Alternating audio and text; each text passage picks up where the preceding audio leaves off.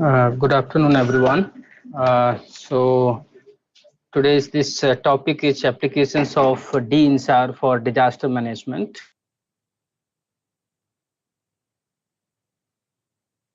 We will see how the differential SAR interferometry technique can be used for the management of the disasters, especially for the deformation related studies. Deformation related studies may be like the landslide or the land subsidence, or maybe the glacier movement, or maybe the deformation due to the earthquake or the volcanic eruption, or any other man-made types of the events which affects the movement on the earth surface.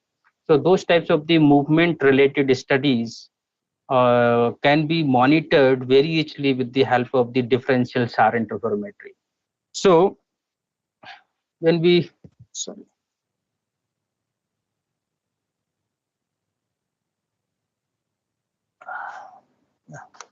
So when we look towards the land deformation, so as you are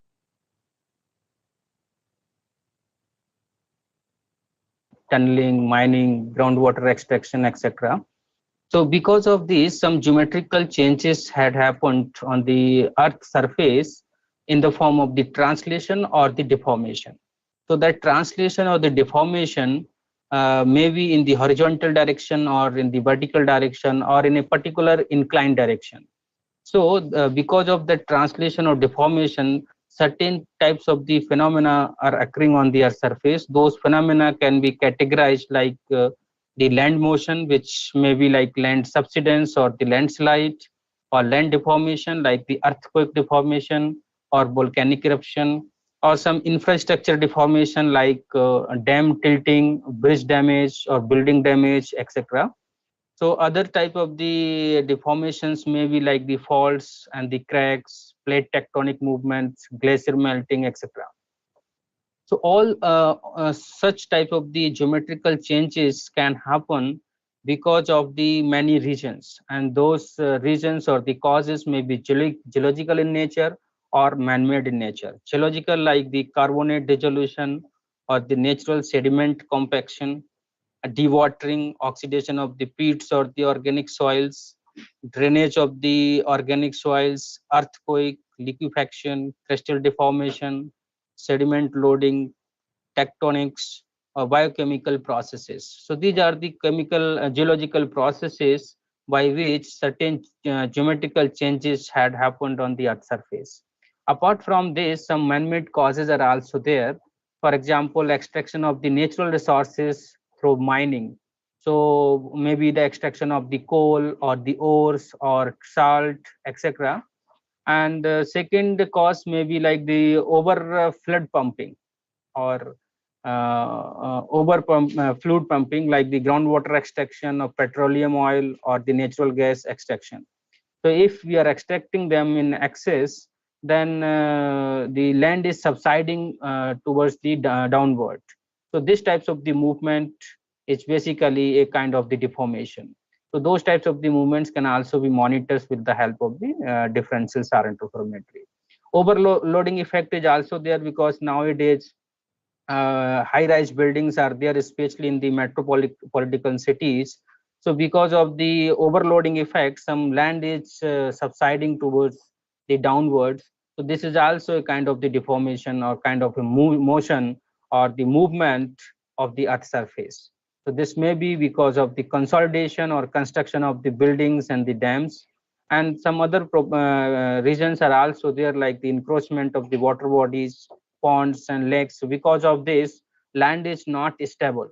So because of such encroachment, the land is not stable. It means if anything is happening over that particular surface, then surface will go or will move either in the vertical direction or in the downward direction. So because of this, some geometrical changes happened in the earth surface. So those types of the changes we can monitor with the help of the space technology, especially using the SAR or microwave remote sensing data sets. So if you see the importance and the impact of the surface movement So it has a lot of importance, either in the spatial planning consideration, or for the environmental conservations, or infrastructure design and construction, sewerage and drainage system design, or the subsurface utility planning in the cities, or seawater intrusion control, and flood mitigation on the inland as well as in the across the coastal region, and the groundwater extraction regulation policy making. So this surface movement information is very important for these types of the dimensions. Okay, so this has a lot of impacts also over the infrastructure or the economy or the society as well as on the environment. Because if you have the surface movement information, so this movement information affects or impacts the buildings, the facilities or the infrastructures which we have on the ground earth surface.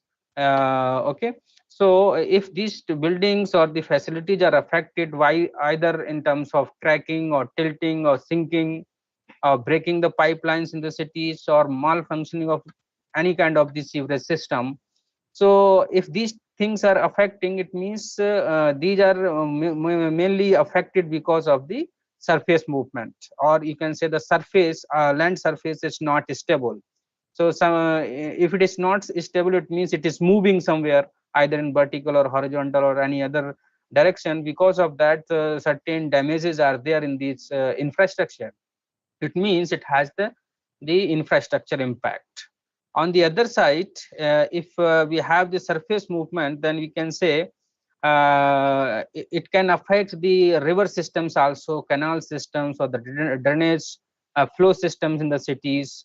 Okay, so if these systems are affected, because if for example the land is subsiding, it means the lot of flood can be there in the cities, especially during the heavy rainfall times.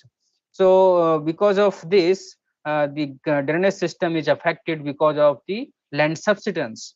So it means you can say there may be some flooding problems or the inundation problems, and this as a large affects the environment also. So one side we see the surface movement information is important or affects the infrastructures as well as the environment. If infrastructure is affected, it means this is directly related to the money. It means the economy of a particular country is also affected. And if infrastructure, economy and environment are affected, it means the society is also affected. It has a lot of societal impacts also. So economic impacts, you can say, if damage is there in the properties, it means it requires a lot of maintenance cost, and the property cost is also decreases. So there may be a disruption in the economy. So this information or surface movement information is very important for many aspects. Okay, so it is very important to monitor where the movements are occurring on the earth surface, and we can we monitor these things, or can we measure these movements with the help of the any techniques? So answer is yes, because sometimes these movements are very slow also. Slow means if you see the land subsidence, so land subsidence rate is few millimeter per hour, or sorry, per year.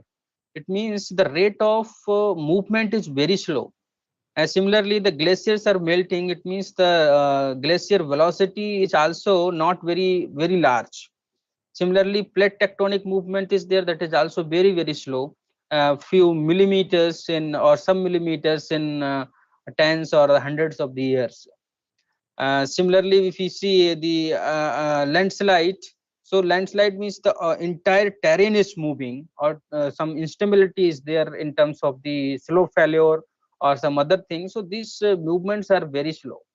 So there are different techniques, and of course the space technology will also help.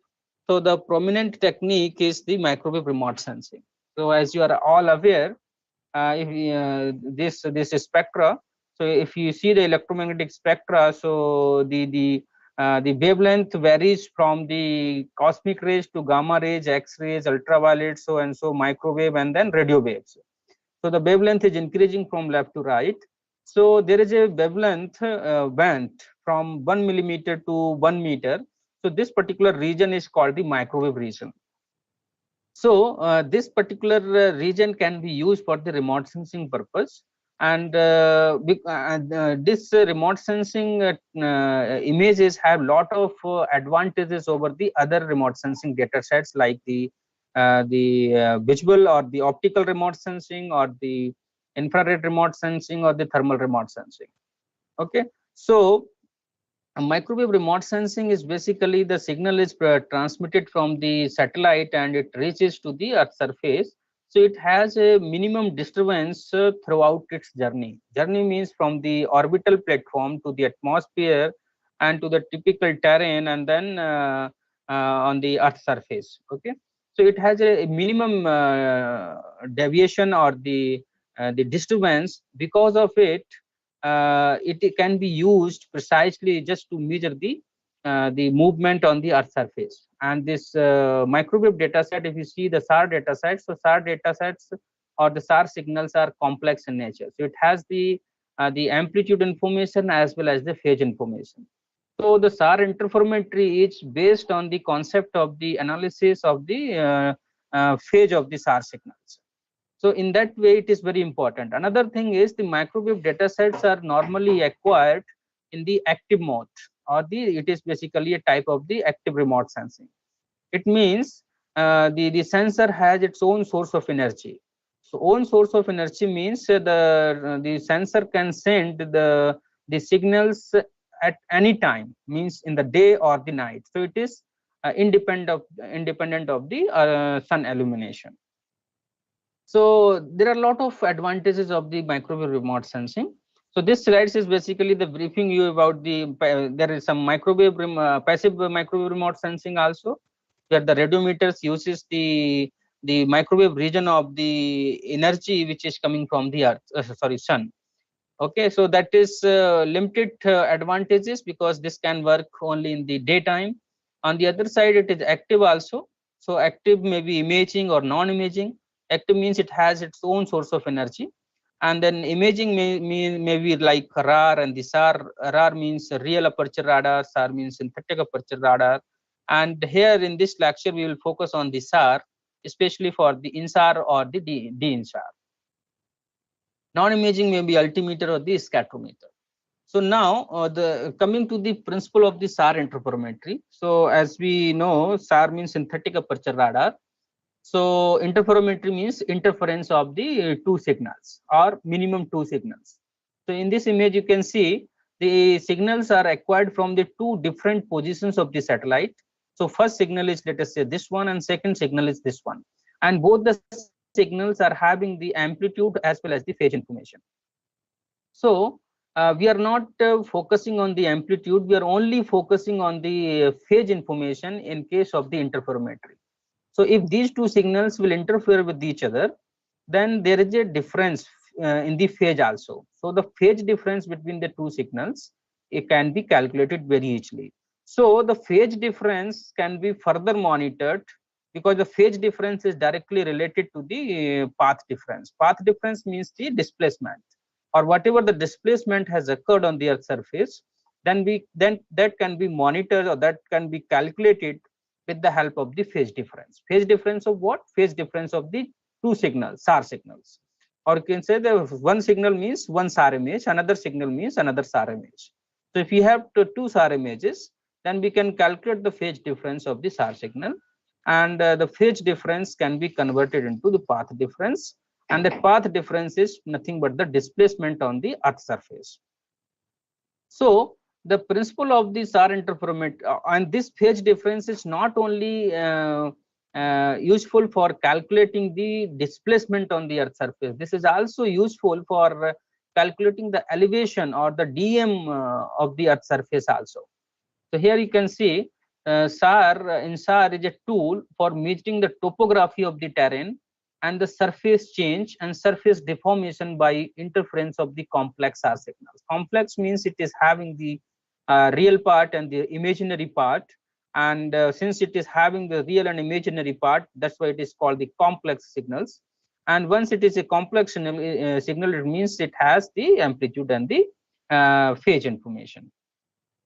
So principle of the SAR interferometry is the interference of the phase of the two or more complex SAR signals over the same area, because the signals should be acquired over the same area. So here I'm writing here the interference of the phase of the two or more SAR signals. So minimum two are required. There may be more than two also. So for that we can, if more than two are there, it means they can the signals are acquired over a different time periods. It means the phase change or the phase difference can be calculated over a period of time also. So in that sense, you can monitor the surface movement over a series of time, or you can say at multiple times, or you can say the time series analysis can be done with the help of the SAR interferometry. So this is already covered. The phase difference is translated into the path difference between the SAR acquisitions. Now, the important thing here is the phase difference. So phase difference means phase difference between the two signals. When the two signals are interfering with each other, so the phase is changing. So basically, the interference phase we are calculating. So this phase change is because of the movement on the Earth surface. So in general, it is on the due to the movement on the Earth surface. But ideally, if you see, so the phase difference may be because of the phase change in the, or you can say due to the orbital movement also. Means the satellite is continuously moving. So there may be a not a precise position, non precise position of the satellite from where the signal is transmitted. So some inaccuracies may be there in the orbit. Because of that, some phase differences also generated.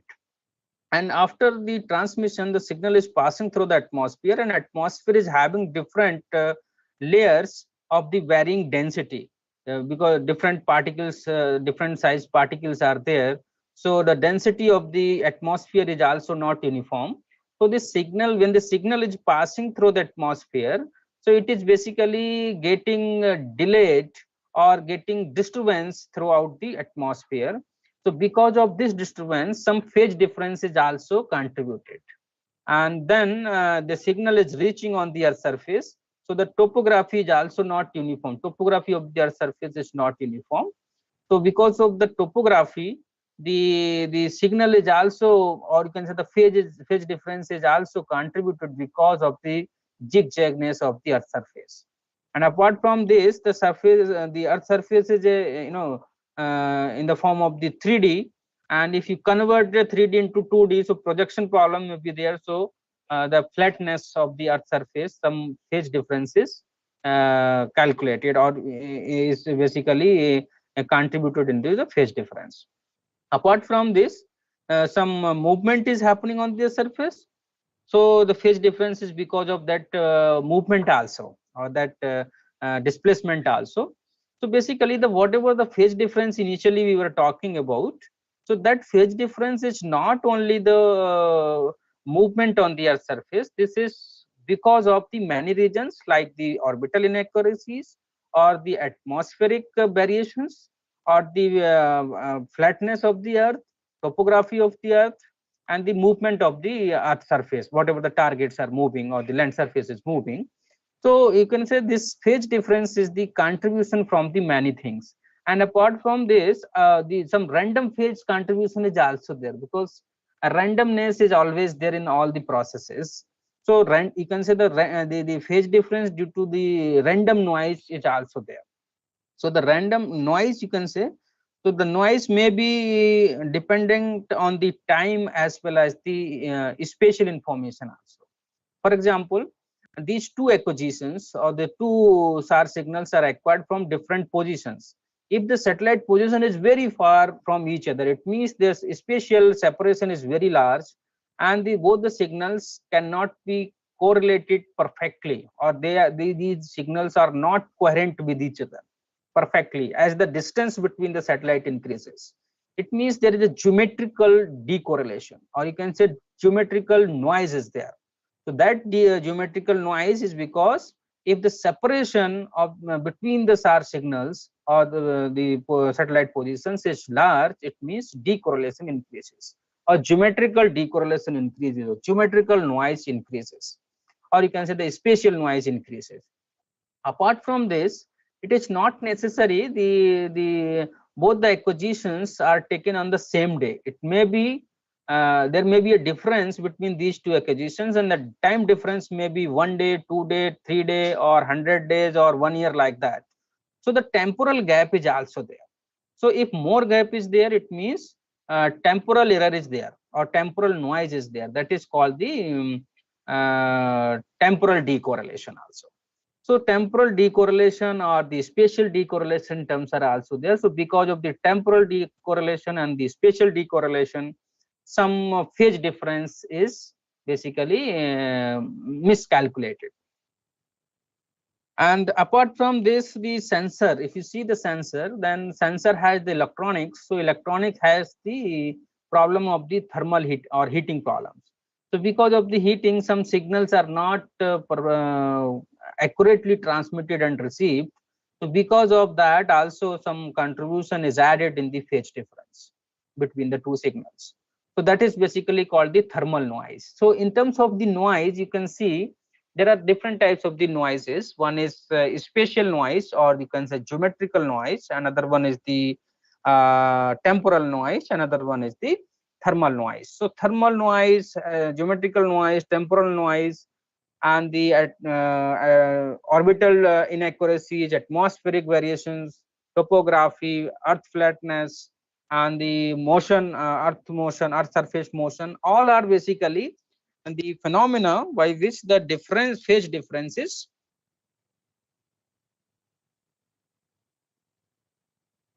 see mathematically. So you can see the mathematical equation of the electromagnetic signal is like this: E equal to E0 e to the power I psi.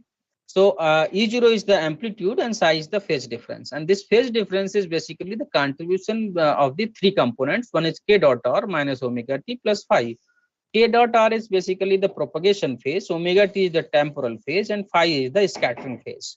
So when the two signals are captured from two different positions, and if they are captured at the same time or same atmospheric conditions, then the scattering phase can be same for both the acquisitions and can be cancelled with each other. And if you take the observation at a particular time, then t can be 0. So omega t is also 0. So main thing is k dot r, that is the propagation phase. So this propagation phase can be written as for both the acquisitions. Let us say from the position A, this phase is geometrical phase, which is k dot r plus scattering phase, and from position B the same thing. And if we combine both of them or interfere both of them, so the combined signal is first signal into the complex conjugate of the second signal. So here you can see the amplitude is getting multiplied, but the phase is getting the difference. So phi b minus phi a. So this is called the phase difference. So this phase difference is called the interferometric phase. So this phi b minus phi a is basically called the interferometric phase, which is phi b minus phi a. So phi a is basically the function of the time, position, okay, and the direction of propagation. So if phi b minus phi a, so phi scattering is same, then only phi b minus phi a geometrical will be remaining. So phi b geometrical, if you convert into the phase difference equal to path difference, so this equation can be written as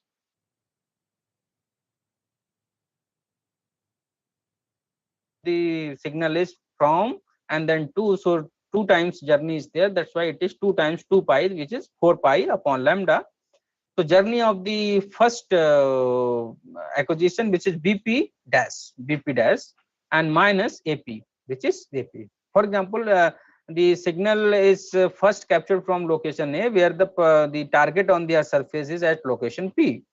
And if it is acquired from location B, then some movement has already occurred of this target. So the target is moved from P to P dash, and that time the acquisition was taken from position B. So phi B basically 4 pi upon lambda into path, its path. So it is BP dash minus geometrical A. So 4 pi upon lambda into path difference, which is AP. Okay, which is AP. So now it can be further modified, like the BP is subtracted and BP is added. So now BP dash minus BP, and this is BP minus AP. So BP dash minus BP, this concept. BP dash minus BP, and this is BP minus AP. BP minus AP. BP and minus AP, this is basically the concept of the DEM generation, because if, for example, target is not moved, so it is acquired from two different positions, from position A and then B. So the path difference will be BP minus AP. These are two distances. So this is BP minus AP and 4 pi upon lambda. So this is basically, it can be calculated or the estimated with the help of the DEM. So this can be simulated with the help of the DEM. And what about this BP dash minus BP? So BP dash minus BP, if you have the BP dash and BP, then you can calculate the PP dash. And PP dash is nothing but the displacement of the targets on the Earth surface.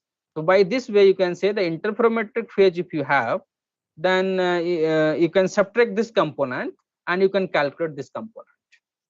Okay, so this is basically called the interferometric phase equal to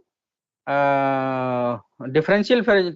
If you calculate the differential phase, then you can write like the differential phase equal to interferometric phase minus this component. So interferometric phase minus topographic phase, or you can say simulated phase or DEM phase, so which is equivalent to the displacement phase, which is this component only.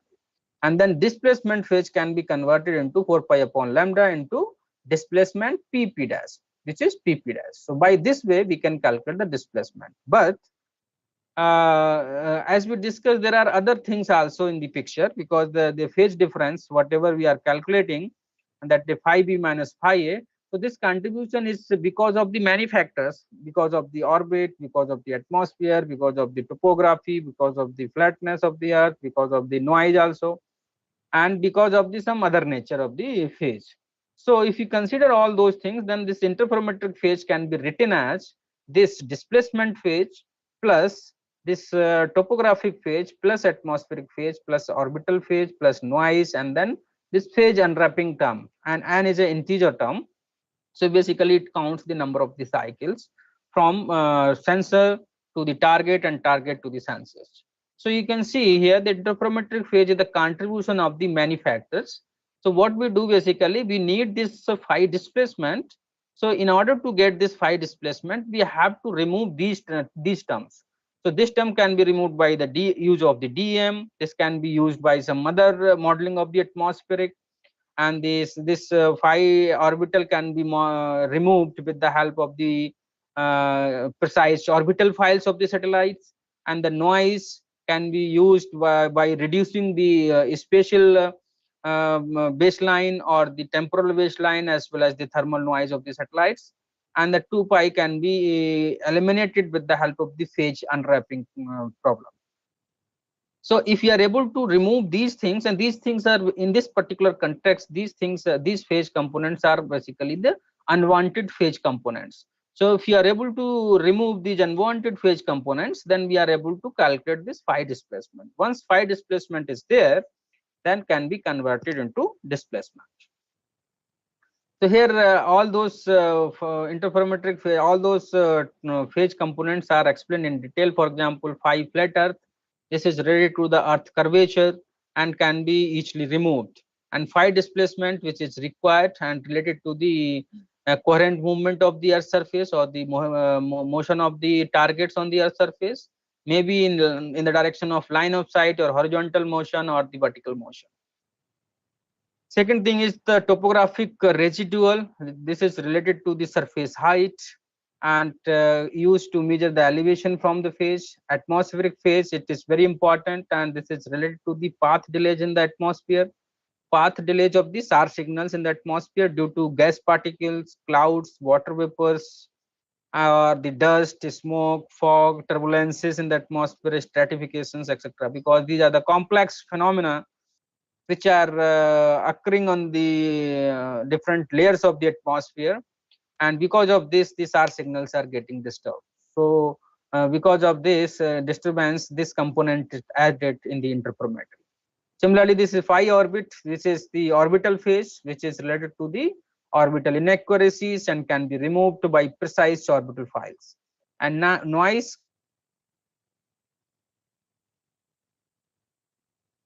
minimized, because if you are using the minimum or small temporal waistline or the small geometrical waistline of the acquisitions, and the thermal noise you cannot remove, because this is the property of the electronics which is there with the sensor. And 2 pi n, this and you can measure with the help of the phase unwrapping, because n is very important, because as the signal is sinusoidal in nature, so phase difference between the two signals is coming from the each cycle. So it is very important to calculate how many cycles have completed from sensor to the target, so that the total displacement can be measured easily. So the challenge is to find out the value of n, and if you are able to get the value of n, it means all the displacement can be summed up. Now coming to the interferogram. So interferogram is nothing but the graph of the phase difference. Means whatever the phase difference we have calculated between the two signals, and that phase difference is basically calculated for each pixel on the image. So this is the representation of the phase difference over each pixel, and you can see the interferograms looks like this. So the phase difference, this interferograms is basically having a cycles, different color cycles, you can say. Here you can see the blue color, then red, then yellow, then green, then again the blue, red. I mean, same cycle is repeating. So this difference is coming, means if both the signals are interfering with each other, or you can say this, the phase difference is varying from minus pi to 2 pi, sorry, minus pi to pi, or 0 to 2 pi. So phase difference you are getting from between the 0 to 2 pi. So from 0 to 2 pi, this cycle is repeating. So wherever the phase difference is there, that is, and 0 to 2 pi is assigned a particular color. So that's why this complete color cycle is coming. And in other words, it is called the fringes also. So interferometric fringes. And if these fringes you can directly link with the motion on the earth surface, means all these fringes are very close to each other, it means the movement is large, or you can say the heavy disturbance or deformation is there on that particular location on the earth surface. For example, here the color cycle or the fringes is very large, it means less disturbance is there on the earth surface corresponding to this particular area. And here the fringes are very close to each other, it means the more disturbance is there. Similarly, you can link the at other side locations also. Now coming to the measurement techniques for the surface movement, there are many techniques, like the terrestrial methods are there. People having some instrumentation and labeling instruments, and they are going to the fields and calculating the movement of the earth surface over period of time. Means let us say in one season 2-3 times they are measuring, and then they are having idea, okay, this much surface movement is there over that particular location. So labeling techniques are there. High precision GPS techniques are also there, because continuously if you're monitoring a particular location, then you can have idea how much displacement is there over that particular location. So these are called the terrestrial methods. Some other photogrammetric methods are also there. If you are having some images or the photographs at a particular location, and then you can apply the photogrammetric techniques and you can find out the movement of that particular location. Similarly, the laser scanning technique is there, so you can collect the laser points over a period of time, but it is very costly technique, because if you are scanning a particular area using the laser beam, then the laser is very costly, and the data size is also very heavy. So if you are scanning a particular area, so let us say in 1 kilometer 1 lakh points are there, then if you are if you want to scan 10,000 kilometer area, it means it has a lot of points and a huge data size will be there. So it is in this way, it is very costly technique. And other technique is differential SAR interferometry, which basically we are trying to discuss here. And then microgravity methods are also there. So traditionally, how much gravity effect is there over that particular area. Different models are there by which we can have some idea. Okay, this much is the displacement or the deformation is there at that particular location. Now, let us see the differential SAR interferometry in detail. As this is very old technique, but nowadays people are doing research in many dimensions of this particular technique. That's why they have developed different things. And broadly, we call them the differential SAR interferometry techniques are 4 in number. First is the classical differential SAR interferometry. Another one is interferogram stacking. Another one is the SWAS, that is a small baseline subset analysis, and PSI, persistent scatter interferometry.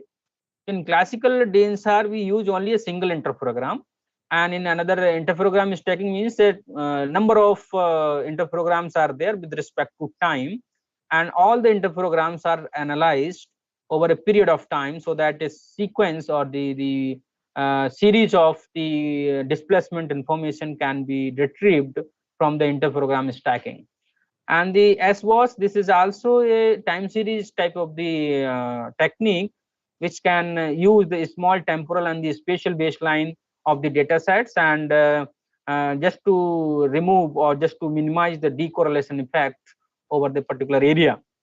And the time series data sets can be generated, or time series displacement can be generated using SWAS. PSI is also another time series technique which only analyzes the coherent point scatterer.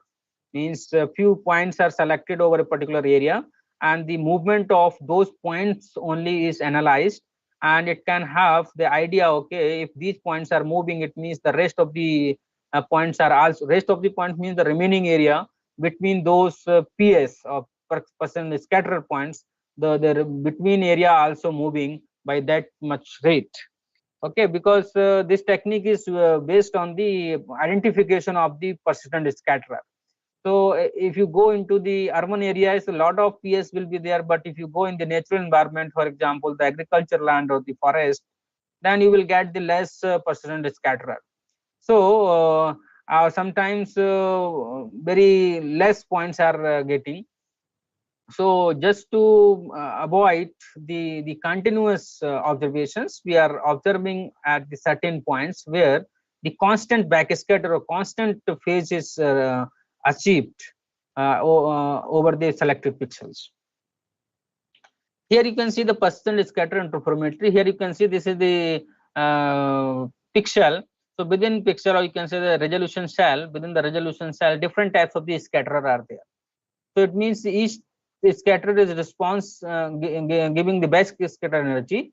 And here you can see the number of scatterer is there, but mostly the backscatter is medium, but a particular scatterer is giving high backscatter. It means this particular scatterer is considered as a persistent scatterer because the backscatter is very large throughout the investigation period. And if all the this type of the strong scatterer is not there, but other types of the scatterer are there from where the medium order the backscatter is received, it means those types of the scatterer are called the distributed scatterer. In short, we call them the DS. So PS or DS. And there may be all the scatterer are of the same type, but there may be a different type of the scatterer, but all the scatterers are giving the same amount of backscatter energy.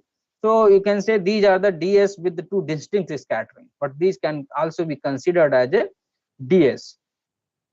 So what we do actually, we acquire the number of images, and one image can be considered as a reference image and other images as the secondary images or the master or the slave images. So for example, this is the distribution of the acquired images. This side is the temporal baseline, this is side is the perpendicular baseline.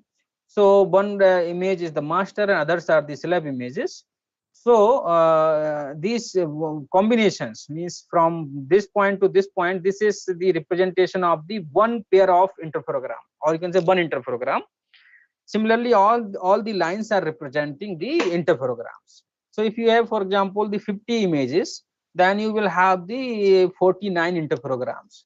So instead of analyzing a single interferogram, the PSI analyzes the n-1 interprograms. Means n images are there, then n-1 interprograms will be there, and these are acquired over a period of time. So each interprogram will give the displacement, and if you have the displacement over a period of time, it means you can have a series of displacements, and you can, or in other words, you can say you can monitor the movement of the targets on the earth surface very easily. So that movement may be in the form of the land subsidence, or in the form of the landslide, or in the form of the glacier melting, or maybe in the form of the any other types of the movement or tilting of the targets. Similarly, in case of the small baseline subset analysis, as we see in the the PSI analysis, the gap between this master and the slab image, this is very large. So this gap means the temporal baseline is very large. Since the temporal baseline is very large, it means the temporal decorrelation is of course there. And similarly, the perpendicular baseline is also very large. It means the geometrical decorrelation is also there. So these types of the techniques of precision scatter interferometry is having slight temporal decorrelation as well as the geometrical decorrelation. So which is basically the unwanted thing. So in order to remove such kind of the decorrelation effects, another technique was developed, that is called the small baseline subset analysis. So what we do actually in this analysis, the pairs are formed for with respect to the small baseline. For example, this side, this temporal baseline. So temporal baseline is small, that's why the combinations of the pairs are formed with the small values of the time with respect to time, and the small values of the perpendicular baseline. So the pairs are formed with respect to the small temporal baseline and the small perpendicular baseline, and all the pairs means pair means one interprogram. So large number of interprograms are formed. Here the master is not fixed, or you can say every pair is changing the master and the slab, or the reference and the secondary images. So that's why the number of pairs are more in case of the small baseline subset analysis. And if more number of interferograms are there, and since these are generated with the small temporal baseline and the small geometrical baseline, that's why the name is the small baseline subset analysis. So this is the advantage of the small baseline analysis, and this is the methodology, or the, you can say, the processing chain for the deformation analysis. The same methodology can be used for PSI as well as the SWAS. So first thing is you have the SLC-SAR images, you can have the orbital files and the DM also. So first of all, you have to split, because if you think about the Sentinel data sets, because nowadays only the time series data set, SAR data set is available, which is Sentinel-1 only. Okay, so this is having basically the 3 subswaths, and each subswath is divided into 9 versts. So your area may be maybe only in 1 subswath or 2 subswath, or maybe between the 2 images also. But the total swath of this data is around 250 kilometers. So if generally we analyze a small area which can be within the 1 subswath, let us say 3 subswaths are there in 1 image, it means it may be IW1 or subswath 1, subswath 2 and subswath 3. So your area may be in any one of the subswath, because the subswath, 1 subswath is also around 80 kilometers in width. So your area may be completely covered in a 1 subswath only. So basically from the entire image, you have to first split the data set and acquire a particular subswath, and then apply the orbital files, and then select from all the images which one is the master image and which one is the slab image, because these measurements are done with respect to a one reference. So master means reference image, slab means the secondary images. Once the selection is done, then you can co-register all the slab images with respect to the master image. So this co-registration, for co-registration purpose, there are different algorithms. You can use the back geocoding is also one of the co-registration algorithm. And once the co-registration is done, means this is not the geo-registration or geo-referencing, this is co-registration, means the registration of the other images over the master image. Okay, so co-registration is there. Then we can apply the spectral diversity enhancement, because this will enhance the gap or the shifting between the along the range or the along the azimuth direction. After this spectral diversity enhancement, interprograms can be generated, and then the data can be deworsted, because in one subswath also different types of the worst are there. So some gap is there between the worst also. So in order to remove the worst, deworsting is required. So after generating the deworsting, generating the interprograms, deworsting is performed, and deworsting is also performed over the stacking product, the co-registered product. So you can say this is the stack. After this deworsting, you will get, this is basically the stack of the SAR images, and this is the stack of the interprograms. Now two things are there, and now both are basically deworsted. So one is basically the stack of the SAR images, another one is the stack of the SAR interprograms. Then both of them can be used for PSI and as well as the SWAS analysis. So now you can export just to make comfortable with the PSI processing, and you can process in STAMP-PS algorithm method or SQSAR. Okay, so for STAMP-PS processing, this output should be compatible with the STAMP-PS processing. So in order to make this compatible, these two inputs are required. One is the stack of images, then a stack of the interprograms.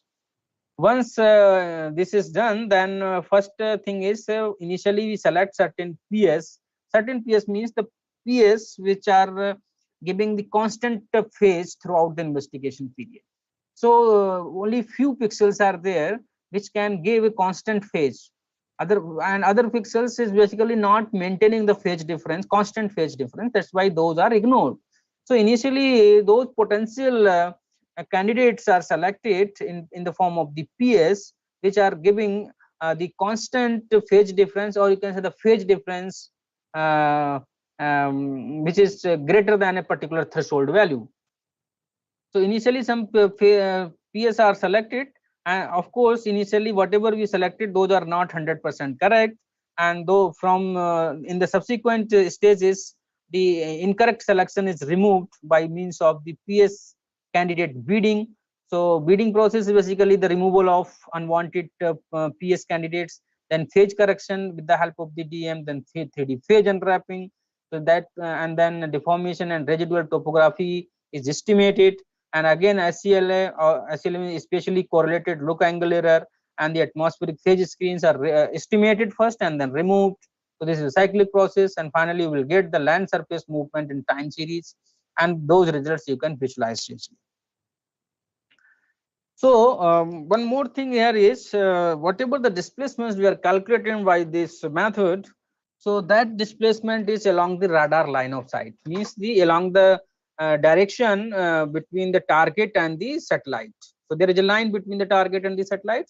So whatever the displacement we are calculating or the movement we are calculating, that is along this particular line, means either towards the satellite or away from the satellite. So that displacement is called the displacement along the radar line of sight. But generally the movement is happening either in this particular direction, in this particular means along the radar line of sight, or in the horizontal or the vertical direction. So if the movement is there in the vertical or the horizontal direction, it means this radar line of sight displacement is not satisfying our requirements. So the another thing is this radar line of sight displacement can be converted or can be transformed into horizontal and the vertical displacement also.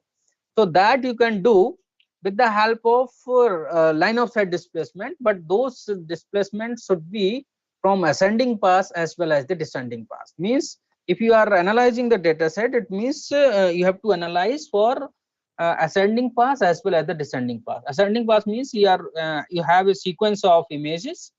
First apply it and calculate the radar line of sight displacement. Displacement along the LOS or line of sight. Then again you have the descending path data sets. A series of data set is there. Again analyze and again find out the displacement, that is the again the line of sight displacement. So now you have these two displacements, and with the help of these two displacements you can find out the horizontal as well as the vertical displacement. So here you can see this is the radar line of sight, this is the in descending path. So the displacement may be either towards the satellite or away from the satellite. Similarly, in the ascending path, the displacement may be away from the satellite or towards the satellite. So towards the satellite, displacement is generally represented with the plus sign, and away from the satellite by the minus sign. Similarly, for the descending path, plus and minus. So these vectors away from the satellites and towards the satellite, these vectors can be decomposed into horizontal component. For example, this can be this resultant is this side, so it can be decomposed along this direction or this direction. Similarly, this vector can be decomposed along this direction or the towards the vertical direction. So mathematically, you can say this is the line of sight displacement, which can be projected over the actual displacement on the Earth surface. Let us say the actual displacement is this one. So actual displacement, and this is the projection vector. So the projection vector can be written in terms of two angles. One is the incidence angle, another one is the satellite heading. So if you see the radar line of sight displacement is three components into three types of the displacement components, means displacement along the east-west direction, displacement along the north-south, and its displacement along the up and down. So here you can say this line of sight displacement is known, theta and mu are also known. Only unknown things are the displacement along the horizontal, vertical, horizontal, and the up and down direction. So three unknowns are there, and equation is only one. So this is also a practical thing, because this equation is written only for the ascending or the descending path. But since unknowns are there, so three unknowns cannot be calculated by a single equation. Then this equation, if you can use this equation for ascending and descending path, then these two equations can be written as like this: the velocity or displacement along the line of sight using the ascending path and then descending path. Same equations are there, and three unknowns are there. So again, now you have the two equations, because one equation corresponding to ascending path, another equation for the descending path, but still unknowns are three. So three unknowns cannot be calculated by the two equations. So again, we have to compromise somewhere, means this north-south displacement or north-south velocity cannot be measured with the help of these types of the geometry, with the assumption that the satellite is moving from north to south. So since it is moving in the north-south direction, that's why the movement along the north-south direction cannot be measured precisely. So that can be ignored for the calculation here. So this is dropped. So now, since this component is dropped, it means under this matrix, these components are also dropped. So the reduced form of this equation is like this. This is the same, and these factors are same except this one. And now VNS is removed, only the east-west and the up and down velocity components are there. So now the two equations are there, two unknowns are there. So now you can easily find out the velocity along the east-west direction, means horizontal velocity, and velocity along the up and down direction. So up and down movement and the horizontal movement can be find out with the help of ascending and the descending outputs, or you can say the line of sight displacement of the ascending as well as the descending data sets. So this process is basically called the coupling of the SAR data sets and decomposition of the motion vector or the movement vector. So coupling, you can also think like this. For example, this is the line of sight velocity components of the ascending path. This is for the descending path. Since it is the PS, or it means the movement over the selected points is there. So it is not necessary if you are finding the PS points using the ascending path. So the location of the points will be same. No, it is not necessary. And generally it is coming in different locations. So if you are applying that equation, means this equation, it means this equation should satisfy at a single point. So for example, this point is here, but at this location, this point is not there. It means you are not able to solve that system of equations. It means you have to do another thing. It means from this one, you have to interpolate a common grid, and from that common grid, you have to extract those values. So here you can see, first from this image, it is interpolated or resampled over a common grid. Then you are getting this types of the line of sight velocity. It means here only selected pixels are there, but here every pixel is having the velocity along the line of sight for the ascending path. So for each and every pixel you have the value. Similarly, for the descending, you have the velocity along the line of sight for each pixels. Now from these pixels, at each pixels you have the values. Now the system of equation can be satisfied, and you can drive the velocity along the east-west direction or horizontal direction as well as the vertical direction. So that is basically called the coupling. This is another requirement for these types of the movement analysis. So recently we did one landslide case study over the Sirmaur district in Himachal Pradesh of India, along the national highway number 707 near Varwas. So this is very typical terrain, and here you can see the terrain, the movement was occurred like this site. Okay, so these are the pictures during the landslide, because some reporters have captured these images, and these are the images during the disaster or during the landslide. And after that we visited the location, and these are the post scenarios over the location. So huge landslide was occurred here. So this is the output, or you can say this is the mean line of sight velocity along the radar line of sight or along the LOS, and this was derived using the ascending pass. Similarly, the line of sight velocity was derived using the descending pass. So this is basically the descending pass, and this is the ascending pass. Sorry, here it is again also written in ascending, but this is descending. So this is ascending pass, this is a descending pass, and using both of them, the east-west motion was calculated, means horizontal velocity component, or you can say the east-west velocity component was calculated, as well as the vertical velocity component or up and down motion was calculated. So these are the motion representation of along the horizontal direction, vertical direction, and these motions are along the radar line of sight. Here we identified 3 points, PS1, PS2, PS3, and we analyzed the dynamics of kinematics at these particular 3 locations, and those kinematics was used for the prediction of the landslide event. So in this analysis we used only the pre-event data set, means before the actual landslide we used the data set, and around 52 data sets in ascending pass and 41 data sets in descending pass were used for this analysis.